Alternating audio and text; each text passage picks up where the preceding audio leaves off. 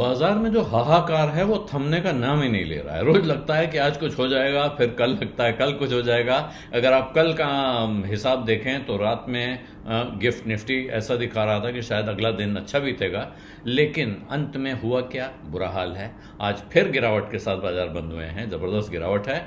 और अब आप ध्यान दें, पिछले कुछ काफी दिनों से ये हो रहा है, 8 दिन लगातार हो गए गिरावट के, कि लगता है आज कुछ अच्छा होगा, उस दिन भी नहीं होता है।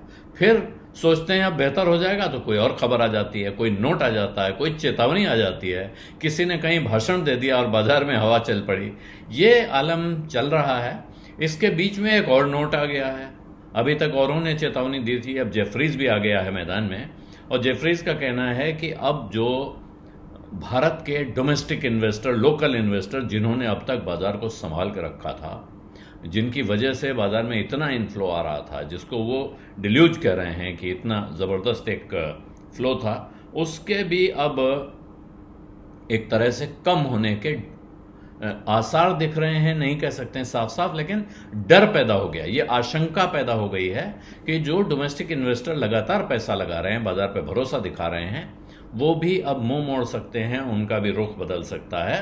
और उसकी वजह वो क्या बता रहे हैं, जब सितंबर के महीने में बाजार ने नया हाई लगाया था, सितंबर से लगातार बाजार गिर रहा है, मतलब कभी ऊपर कभी नीचे मान लीजिए, लेकिन सितंबर से यहां तक गिरावट का सिलसिला चल रहा है। और ऐसे में डोमेस्टिक इन्वेस्टर्स ने काफी हौसला दिखाया और उनकी तरफ से बाजार में पैसा आता रहा।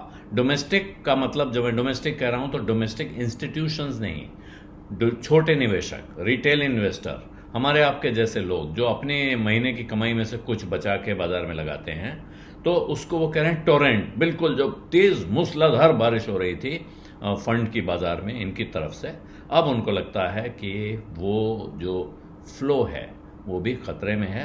कारण क्या है? उनका कहना है कि जो पिछले 12 महीने का रिटर्न अगर आप देखें, एक चीज कहलाती है ट्रेलिंग रिटर्न। कल आपने देखा था तो पिछले साल की उस तारीख से आज तक, आज देखा तो पिछले साल की आज की तारीख से आज तक, कल आप देखेंगे तो एक दिन बाद, ऐसे ठीक 12 महीने पहले के आंकड़े से जब जोड़ते हैं उसे 12 मंथ ट्रेलिंग रिटर्न बोलते हैं। और वो 12 मंथ ट्रेलिंग रिटर्न धीरे धीरे धीरे धीरे गिरता जा रहा है। और अब उन्हें डर लग रहा है कि ये अगर और गिरता गया तो फिर ये छोटे इन्वेस्टर भी बाजार में पैसा लगाना बंद कर सकते हैं या यहां से छोड़ के भाग भी सकते हैं। हालांकि अभी जो जनवरी महीने का आंकड़ा आया है म्यूचुअल फंड्स का, म्यूचुअल फंड्स की एसआईपी का भी और म्यूचुअल फंड्स में, इक्विटी फंड्स में इन्वेस्टमेंट का भी टोटल मिला के, तो वो अभी स्ट्रांग है और इसलिए एक तरह की राहत है। लेकिन ये राहत बहुत समय तक रहेगी ये कहना बड़ा मुश्किल है। भारत के बाजार में जो सितंबर में पीक आया था, वहां से अगर अब तक देखें तो 600 अरब डॉलर का मार्केट कैप साफ हो चुका है। और कारण यह है कि विदेशी निवेशक लगातार बेच रहे हैं और वो यहां से अपना पैसा निकाल निकाल के भाग रहे हैं।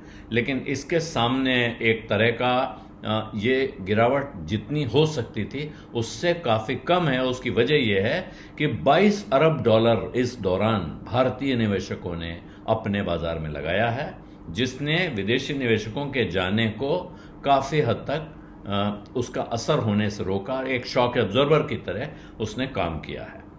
जनवरी के महीने में जो मंथली रिकरिंग प्लान कहिए या मंथली सिप कहिए, उनमें जो पैसा आता है वो 3 अरब डॉलर से ऊपर रहा है। वो लगभग 3 अरब डॉलर के ऊपर का आंकड़ा आया है और ये बाजार के लिए काफी एक क्रिटिकल आंकड़ा है।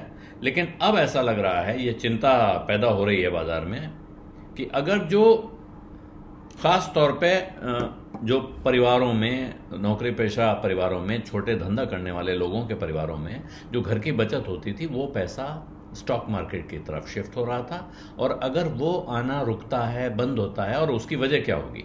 अब बाजार जिस तरह से गिरा उसमें झटका लगा, डर लगा। बहुत से लोग ऐसे होंगे जिन्होंने बहुत सस्ते में खरीदा था, वो शायद फायदे में बेच के निकल रहे हों, लेकिन कुछ लोग डर के मारे निकल के भागेंगे। ऐसे में और डर फैलेगा, कुछ कहेंगे कि साहब म्यूचुअल फंड से भी पैसा निकाल लो। जब म्यूचुअल फंड से लोग पैसा निकालेंगे तो फिर म्यूचुअल फंड के ऊपर प्रेशर आता है कि ये पैसा देने के लिए कहीं से पैसा लाओ, तो वो अपने पोर्टफोलियो में से कुछ शेयर बेचेंगे, रिडेम्पशन करेंगे, और ये कुल मिला के फिर तू चल मैं आता हूं के अंदाज में हो जाता है। जब घबराहट फैलती है, भगदड़ फैलती है, तो ये होने लगता है। ये डर जेफरीज की तरफ से जताया जा रहा है कि अगर इस वक्त सावधानी नहीं बरती जा रही है तो फिर वो फिक्र पैदा हो सकती है, और ये फिक्र फिर कहाँ तक जाएगी ये कहना ज़रा मुश्किल हो सकता है। ये कहना इस वक्त संभव नहीं है कि ये गिरावट वास्तव में ऐसी और जारी रहेगी, यहीं रुक जाएगी। अभी बहुत से लोग ये कह रहे हैं कि ये सावधान रहने का वक्त ज़रूर है, और वो सावधान रहना बाज़ार में हमेशा फ़ायदेमंद होता है, लेकिन घबराने का, भागने का, और ख़ास तौर पे जिन लोगों ने कुछ समय पहले शेयर खरीदे हैं, अगर उन्होंने ऊंचे भाव पे खरीद लिए हैं तो इस वक्त जाहिर है वो नुकसान पे बैठे हैं। तो वो उनका जो भागना होता है वो उनके लिए, आज के लिए और आगे के लिए भी एक तरह का सबक हो जाता है, और वो बहुत दिनों तक फिर घबराए रहते हैं और बाज़ार को कोसते हैं कि हम गलत जगह फंस गए। इससे बचने का तरीका होता है, लेकिन इस वक्त उन लोगों को बताने का लाभ नहीं है। लेकिन जो लोग नहीं फंसे हैं वो समझें कि अगर आप अपनी रिसर्च करेंगे, भरोसेमंद लोगों के साथ रहेंगे और आप एक लॉन्ग टर्म व्यू लेके चलेंगे, तो फिर आपको इस तरह की घबराहट थोड़ी कम होगी। अपनी बहुत ज़रूरी चीज़ों के लिए रखा हुआ पैसा बाज़ार में ऐसे वक्त पे न लगाएं जिस वक्त उनमें आपको ये लग रहा हो कि बाज़ार बहुत चल चुका है और आपको आने वाले वक्त में जल्दी में ज़रूरत पड़ने वाली है। तो उस वक्त आप देखेंगे तो कि भाव गिरा हुआ है जी, नुकसान हो गया। तो ये सारी सावधानियां बरतने का वक्त है। तरह तरह के नोट्स आ रहे हैं, लेकिन ये भी ध्यान रखना चाहिए कि बाज़ार ज़रा बिगड़ता है तो निराशा वाले नोट्स आने शुरू हो जाते हैं, और बाज़ार अगर तेज़ होता है तो उसके बाद एक से एक आसमान छूने वाली तस्वीरें वो आपके सामने खा के बांधे जाएंगे, और कहा जाएगा कि यहाँ से कहाँ तक जा सकता है कोई उम्मीद नहीं है।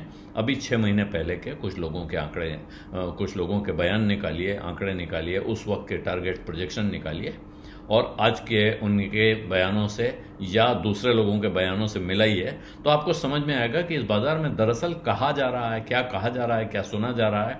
इसके भरोसे आप कोई गंभीर फैसला नहीं कर सकते हैं। गंभीर फैसले के लिए बहुत फंडामेंटल रिसर्च की ज़रूरत है, और वो फंडामेंटल रिसर्च अगर आप कर सकते हैं तो उससे अच्छा कुछ नहीं है। लेकिन अगर आप नहीं कर सकते हैं तो फिर सुरक्षित निवेश के कुछ तरीके हैं, कुछ फॉर्मूले हैं, कुछ मंत्र हैं, और एक अच्छा भरोसेमंद सलाहकार आपके पास होगा तो वो आपको वो रास्ते दिखा भी देगा और शायद सिखा भी देगा। बीज अड्डा में आज इतना ही। अब इजाज़त दीजिए। धन्यवाद। नमस्कार।